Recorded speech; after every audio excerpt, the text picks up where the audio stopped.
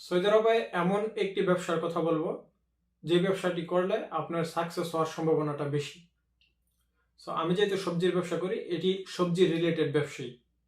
এই ব্যবসাটি করার উদ্দেশ্য আমার নিজেরই আসছিল এবং পরিকল্পনা আমি অনেক আগে থেকেই করছিলাম। আজ থেকে প্রায় 1 বছর আগে আমি পরিকল্পনা নিয়েছিলাম যে এই ব্যবসাটি আমি বাস্তবায়ন করব, কিন্তু আমি করতে পারতাছি না শুধুমাত্র ইনভেস্টের কারণে এবং ম্যানেজমেন্টের কারণে। সো আপনাদের যাদের কাছে ইনভেস্ট আছে, আপনারা চাইলে এই ব্যবসাটি করতে পারেন।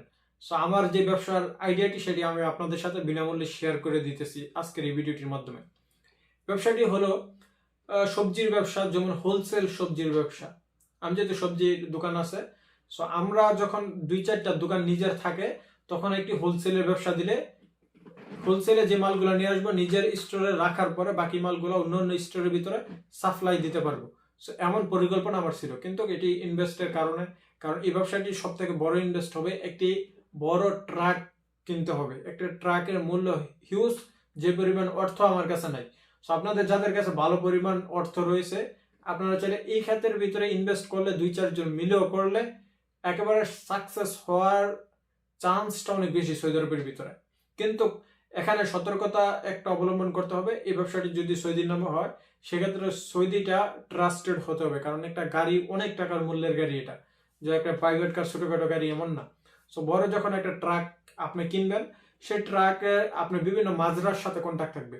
মাজরার সিজন কিন্তু সৌদি আরবের ভিতরে এক এক মৌসুমে এক এক জায়গার ভিতরে, যেমন বর্তমানে আপনার আল খারেজা আছে, সাকাকাতে আছে। সো দাম্মামে আবার কিছুদিন পরে দাম্মামে থাকবে, কিছুদিন পরে আল হাসাতে থাকবে, কিছুদিন পরে হাইরে থাকবে।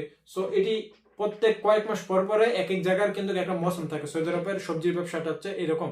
এবং সবজি যেখান থেকে, যে মাজরা থেকে নিয়ে আসে, ধরেন এখন যেহেতু আল খারেজার আছে, কিছুদিন পরে আল খারেজে মাল পাওয়া যাবে না, আল খারেজের মাল শেষ হয়ে যাবে এবং নতুন করে মাল তারা নতুন করে মাজরা আবার চাষ করবে, একটা ফসল শেষ হবে আরেকটা করবে। এমন ভাবে সবজির ব্যবসাটা হয়। এবং তাই সৌদি আরবে বিভিন্ন শহরের ভিতরে প্রচুর পরিমাণ হিউজ সবজি উৎপাদন করা হয়।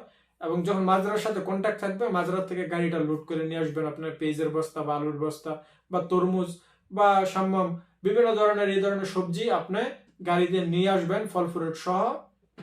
আসার পরে আপনার যেই যেই শহরে বিভিন্ন ছোট ছোট অঞ্চল রয়েছে, যেমন সাকাকা রয়েছে, তারপরে রয়েছে আপনার আরো যেমন আরার শহর রয়েছে, এমন ছোট ছোট অনেক শহর রয়েছে সৌদি আরবের ভিতরে, যে শহরগুলোর ভিতরে খুবই ডিমান্ড বেশি, প্রচুর পরিমাণ ডিমান্ড বেশি। আমি যেহেতু সাকাকাতে ব্যবসা করি, সাকাকার ভিতরে প্রচুর পরিমাণ ডিমান্ড। আমি প্রত্যেক সপ্তাহে 1000 পেজের বস্তা লাগলে ড্রাইভারকে কল করে নিয়ে আসা যায় না।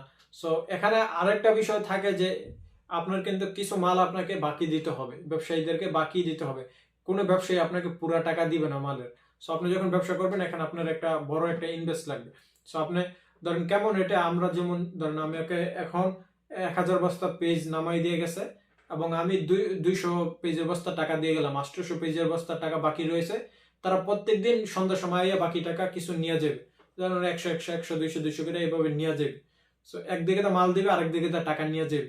সো এমন করে হয় কি, হোলসেলটা দেয় সৌদি আরবের ভিতরে। সো এই ব্যবসাটি যারা করে খুবই প্রফিটেবল ব্যবসা। আপনারা চাইলে যাদের কাছে ইনভেস্ট আছে, আপনারা এই ব্যবসাতে নামতে পারেন। এবং এই ব্যবসাটি খুবই লাভজনক ব্যবসা সবজি, কারণ মাঝরাত থেকে আপনি নিয়ে আসতেছেন, আসার পরে এখানে সাপ্লাই দিয়ে দিতেছেন, বাস একদিনের ভিতরে আপনার প্রফিট অনেক বেশি হয়ে যাইতেছে। সো এই ব্যবসাটির, এবং এমন না যে এটির ডিমান্ড থাকবে না, এটি সর্বোচ্চ সবসময় ডিমান্ড থাকবে। এবং যতটুকু ডিমান্ড এতটুকু পরিমাণ আপনি মালামাল নিয়ে আসবেন, কারণ গাড়ি আপনার নিজের, আপনি কোনো ভাড়া গাড়ি দিয়ে মাল নিয়ে আসেন না। অধিকাংশ ব্যবসায়ীরা ভাড়া করে গাড়ি দিয়ে মাল নিয়ে এসে হোলসেল ব্যবসা করে, কিন্তু আপনার গাড়ি ভাড়া লাগতেছে না, আপনার নিজের গাড়ি থাকবে। সো ব্যবসাতে প্রফিট করতে গেলে অবশ্যই নিজের গাড়িটা কিনে নিতে হবে। সো গাড়িটা কিনে নিতে আপনার অনেক টাকা ইনভেস্ট করতে হবে। এবং মাঝরাত থেকে যখন আপনি মাল নিয়ে আসবেন, মাঝরাত থেকেও কিন্তু আপনি পুরো টাকা দিয়ে নিয়ে আসবেন না। এবং এর সাথে সব থেকে আরেকটি প্লাস পয়েন্ট হতে পারে যে আপনি নিজের মাজরার ব্যবসার সাথে কানেক্টেড হয়ে হোলসেলের ভিতরে চলে আসেন। সো আপনি যখন হোলসেল করবেন, পরবর্তীতে আপনি 2-1টা মাজরা নিয়ে নিজের মাজরাতে আপনি মালামালগুলো উৎপাদন করতে পারবেন। সো এটি ছিল আমার পরিকল্পনা, কিন্তু ইনভেস্টের কারণে এবং সঠিক পার্টনারশিপের কারণে এই ব্যবসাটি আমি করতে পারি না। এখন এটি চিন্তা ভাবনা আমি ধরতে গেলে বাদই দিয়ে দিছি। সো আপনারা যারা করতে চান এই ব্যবসাটি, আরো বোঝা পরামর্শ করে এই ব্যবসাটিতে আসতে পারেন।